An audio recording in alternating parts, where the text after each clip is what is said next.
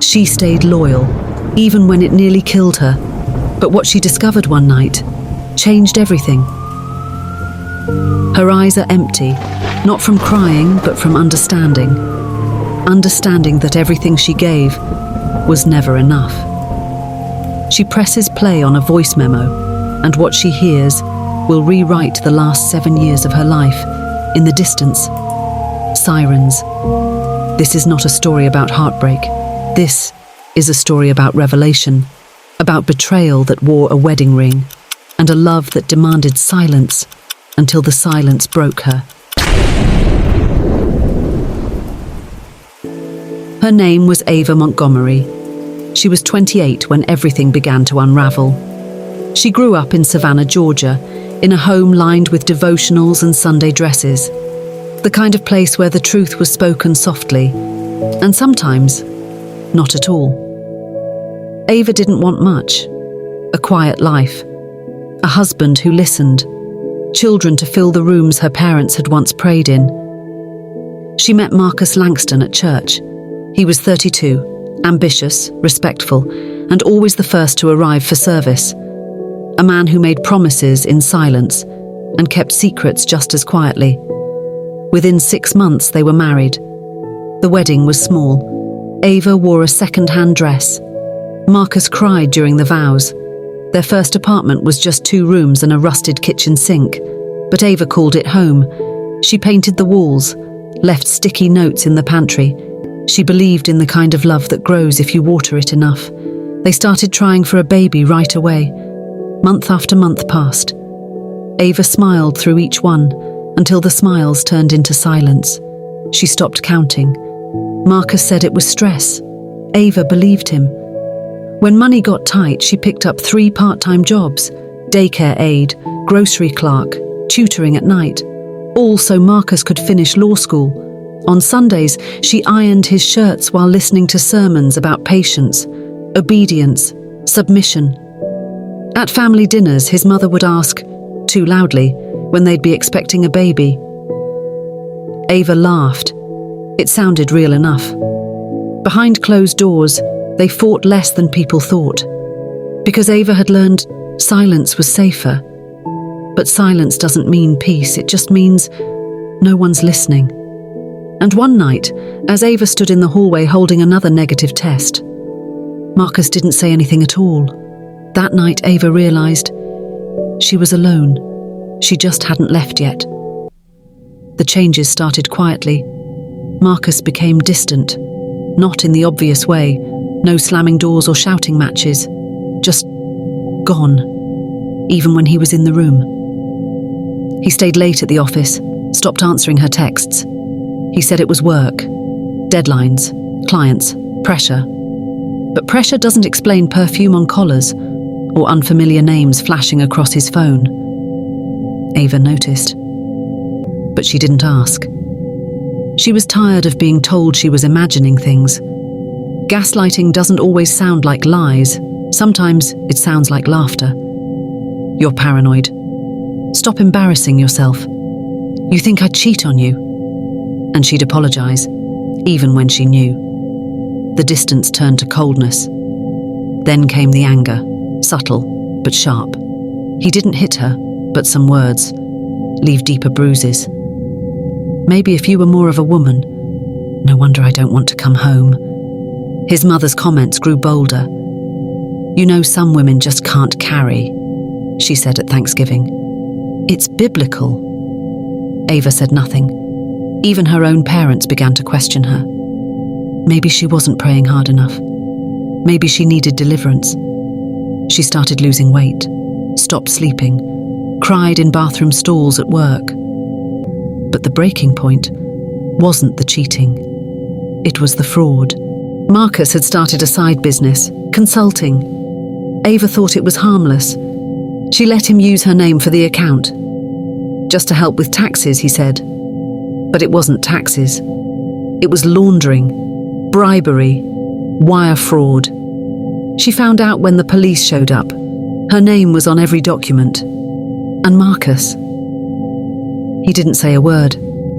It was her, he told the officers. I just helped with the website. Ava stood there in handcuffs, watching her husband drink coffee in their living room. The same man she once loved, the same man who once cried during vows. That night, she slept in a holding cell, and for the first time in her life, Ava felt something stronger than shame. She felt rage. Ava was cleared of all charges. Eventually, the DA found inconsistencies. Her lawyer, a cousin who still believed in her, helped dig up enough proof to sever her from the crime. But reputations don't reset with court rulings. People remembered what they wanted. Her job was gone. Her church seat left empty. Her friends stopped calling. And Marcus? He moved into a condo downtown, with his new car, and his new phone, and, as Ava would soon discover, his new secrets. One night, while packing what remained of her life, she found it, a burner phone, hidden inside an old shoebox beneath his side of the bed. She hesitated, then she powered it on, and the first thing she saw was a video. Marcus, with another woman, laughing. But it wasn't the cheating that hurt. It was the words he said next. "She still thinks I love her. Can you believe that?" More laughter. Then, "She's too broken to even fight back." A voice memo. One he never meant anyone to hear. She was useful. Until she wasn't. Ava didn't cry. She didn't scream.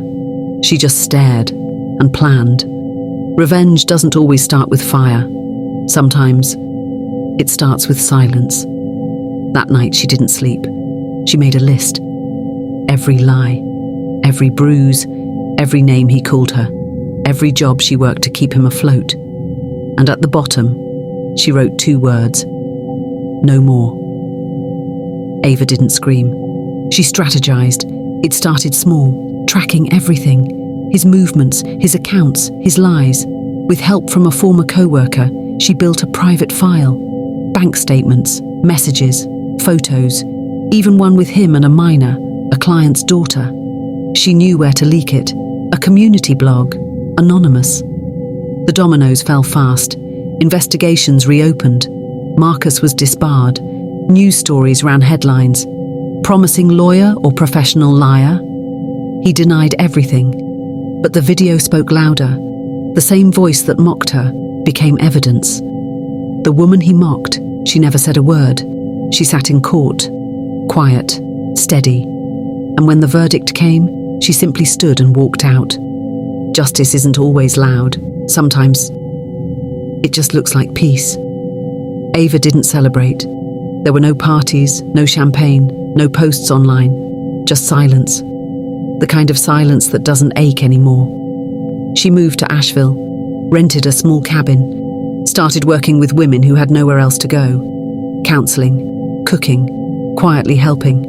She never spoke about Marcus, not in full. But one night, a younger woman asked her, "How did you forgive him?" Ava smiled. "I didn't." That was the last time she ever mentioned his name. Some wounds don't need healing. They just need closure. The justice wasn't in what he lost. It was in what she reclaimed. Herself. Ava Montgomery's story isn't unique. That's the tragedy. It happens every day. Quietly. Slowly. Until the silence screams. A woman gives everything. And ends up blamed for what she didn't do. But what made Ava different is what she chose next. She didn't become what he was. She didn't turn cruel. She turned inward. She found power in her own name again. Not in revenge, not in rage, but in reclaiming what was always hers. Her voice. And if there's one lesson buried in her story, it's this. You can be broken. You can be betrayed. But you do not have to stay buried. Ava walked away, but not in shame. If this story moved you, even for a second, don't let it end here.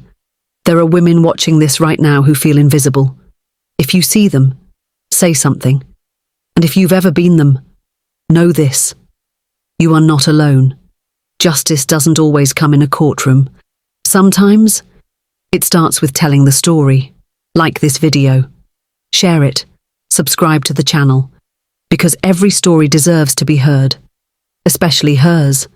Especially beyond her rage.